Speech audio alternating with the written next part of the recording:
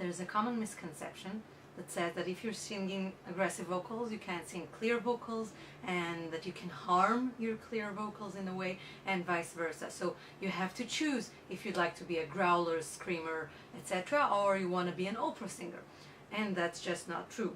Many singers are doing both, including me. Bands like Opeth are doing it nicely for years, and they don't harm their voices, and they don't lose their range, and everything works just fine. So where is this misconception coming from? I mean, of course, if you're doing wrong technique, then you can harm your voice, and then of course you can lose some range, and you can lose notes, and you can become hoarse, and then, you know, you'll just be husky whenever you sing anything.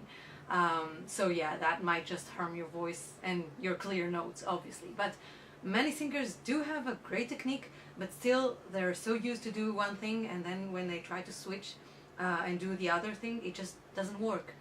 So why is that? So think about it as the difference between running a marathon and running a sprint.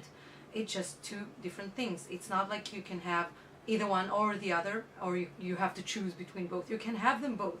You just train differently, both of them. So basically it's an energy thing, because we use the airflow differently.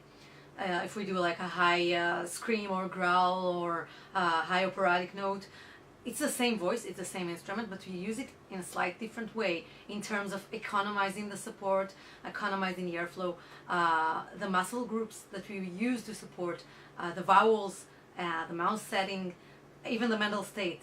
Everything is different between this and that. And many opera singers told me that when they sing or when they instruct singers, they tell them to concentrate on the abdominal muscles mostly, try to extend the ribs out as much as they can. While metalheads and rock stars are sometimes instructed to use their upper and lower back in order to support, to give like an extra boost of energy when we need that for, like, you know, a shout like, hey! I'm all squeezed in to let it out, compared to, for example,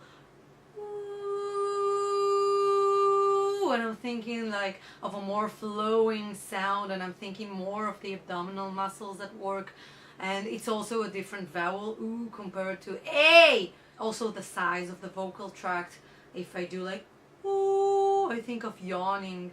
When I think of hey, I think of extending it more to the side. So basically you can train your aggressive vocals and your clear vocals and then combine them and switch smoothly between the two. Just remember that you're training a bit differently.